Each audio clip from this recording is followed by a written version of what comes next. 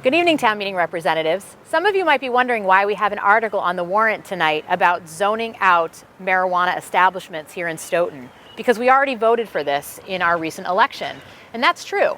And the reason that this article is appearing before you tonight is because the zoning out of marijuana establishments requires a two-part process, as was established when the Commonwealth of Massachusetts voted back in November to legalize recreational marijuana. This new law actually requires communities that are interested in opting out to first vote in a general election, which you all did in April, and the town opted 70% to 30% to opt out of having recreational marijuana establishments here in Stoughton. The second piece to that process is to pass a zoning article through town meeting, because we can't zone through election. So that's why you see this article in front of you tonight.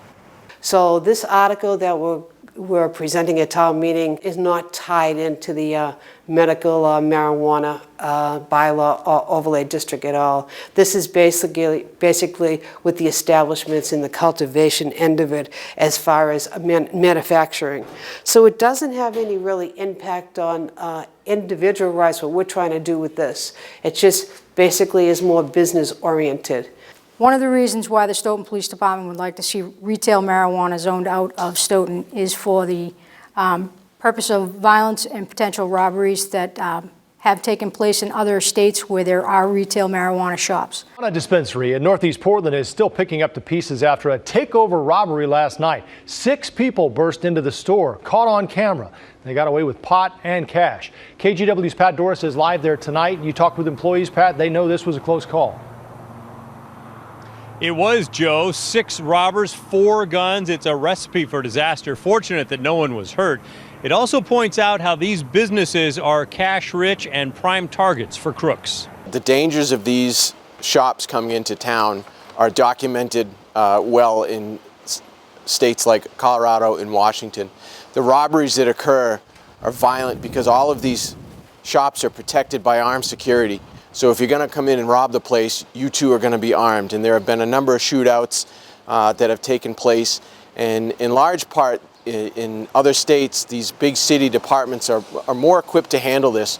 But when we only have 3 cruisers on the road to respond to a robbery where everyone there has guns, we're just not equipped. We're not set up. We don't have a SWAT team on standby. And outside of the robberies, even outside of the store, so the people who are going to go in and buy these products legally, stepping outside the store, are also in danger of being robbed for the products that they just purchased legally. It's dangerous for Stoughton. It's bad for Stoughton. And our main reason for supporting this article is because currently it is an unregulated establishment, the marijuana industry, in regards to fire codes and building codes. They use an excessive heat lamps, which, concern for fire, increased electrical coming into the building, power.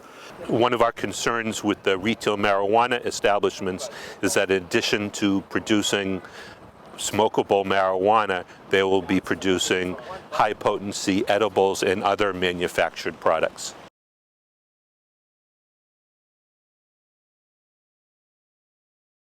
You look at these packages I have before me.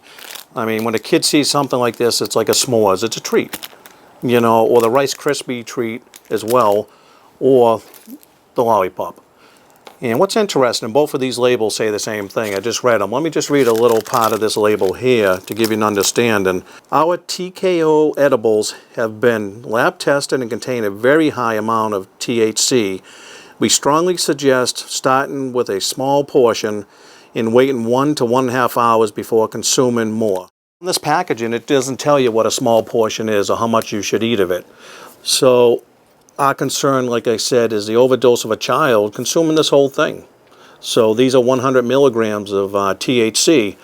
And to an ordinary person, to someone like myself, I don't even know what that means, because I'm not a consumer of marijuana, and that's a real concern of the fire department. A significant public health concern in states that have pot shops legalized is they're seeing an increased number of hospitalizations and ER visits due to accidental poisonings. This is probably because of the edibles mostly, where either children are getting them thinking it's candy or adults don't realize how high the content of the THC is in these edibles. There's been a lot of discussion about the potential for revenue that marijuana establishments could bring to a city or town. The way that the Massachusetts law is written, communities can tax up to 2% locally on the revenue generated by a marijuana establishment. 2% of $1 million worth of marijuana sales equates to $20,000, which does not fund one police officer's salary in the course of a year. Why do I think that we should not have pot shops in this town is because I think it sends a very, very bad message to our younger people. It's not good.